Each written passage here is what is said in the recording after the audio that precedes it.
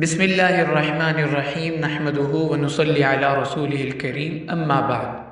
محترم ناظرین، آج کی اس ویڈیو میں ہم ان 5 بڑے بڑے گناہوں کا، جرائم کا تذکرہ کریں گے جن کی وجہ سے اللہ تعالیٰ نے پوری کی پوری قوم کو ہلاک فرما دیا، کسی ایک فرد واحد کو بھی زندہ نہیں چھوڑا گیا۔ یعنی وہ ایسے گناہ ہیں جن کی وجہ سے اللہ تعالیٰ کی طرف سے کلی تباہی نازل ہوئی اور پوری قوم کو صفحہ ہستی سے مٹا دیا گیا۔ پہلا گناہ ہے شرک۔ اس کی بدترین مثال قوم نوح ہے، جس کے بارے میں اللہ تعالیٰ نے حضرت نوح علیہ السلام کی دعا کا تذکرہ فرمایا، رب لا تذر علی الارض من الکافرین دیارا، کہ یا اللہ روئے زمین پر ایک گھر بھی کافروں کا نہ چھوڑنا۔ تو شرک کی وجہ سے پوری قوم نوح کو اللہ تعالیٰ نے پانی کے اندر غرق فرما دیا۔ دوسرا گناہ ہے معاشی طاقت کا غلط استعمال۔ اس کی بدترین مثال قوم شعیب ہے، جن کو اللہ تعالیٰ نے بہترین معاشی حالات عطا فرمائے تھے۔ حضرت شعیب علیہ السلام نے ان سے فرمایا، انی اراکم بخیر، تمہارے اتنے اچھے حالات ہیں، پھر کیا ضرورت ہے تمہیں ہیرا پھیری کرنے کی، ملاوٹ کرنے کی یا دھوکہ دینے کی۔ لیکن وہ اپنی معاشی طاقت کے گھمنڈ میں ایسے مبتلا تھے کہ ان کے اوپر نصیحت کا کوئی اثر نہیں ہوا۔ آخر کار وہ اپنے انجام بد کو پہنچ کے رہے اور پوری قوم کو اللہ تعالیٰ نے ہلاک فرما دیا۔ تیسرا گناہ ہے جسمانی طاقت کا غلط استعمال۔ اس کی بدترین مثال قوم عاد ہے، جن کے بارے میں اللہ تعالیٰ نے خود فرمایا، لم یخلق مثلها فی البلاد، کہ ان جیسے کبھی پیدا ہی نہیں کیے گئے۔ اور وہ خود بھی کہا کرتے تھے، من اشد منا قوہ، ہم سے زیادہ طاقتور کون ہے؟ لیکن جسمانی طاقت کے گھمنڈ میں اور نشے میں اللہ تعالیٰ کے احکام کی نافرمانی اور وقت کے نبی کی مخالفت کرنے لگے۔ اللہ تعالیٰ نے ان کو بھی صفحہ ہستی سے مٹا دیا۔ چوتھا گناہ فنی طاقت اور مہارت کا غلط استعمال۔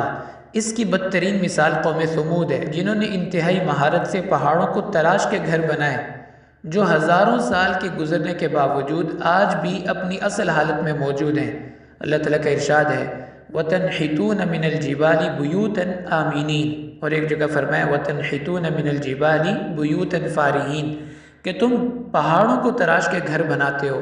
کتنی تمہارے اندر اللہ تعالیٰ نے مہارت اور طاقت رکھی ہے، لیکن جب وقت کے نبی کی مخالفت کی اور ان کی نافرمانی کی تو یہ مہارت ان کو کوئی کام نہ آ سکی اور ان لوگوں کو بھی اللہ تعالیٰ نے صفحہ ہستی سے مٹا دیا۔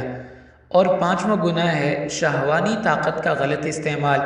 اس کی بدترین مثال قوم لوط ہے، جن کے بارے میں اللہ تعالیٰ فرماتے ہیں، اتأتون الذکران من العالمین وتذرون ما خلق لکم ربکم من ازواجکم، کہ تم مردوں سے اپنی شہوت پوری کرتے ہو اور بیویاں جو اسی مقصد کے لیے اللہ نے پیدا فرمائی ہیں ان سے دوری اختیار کیے ہوئے ہو۔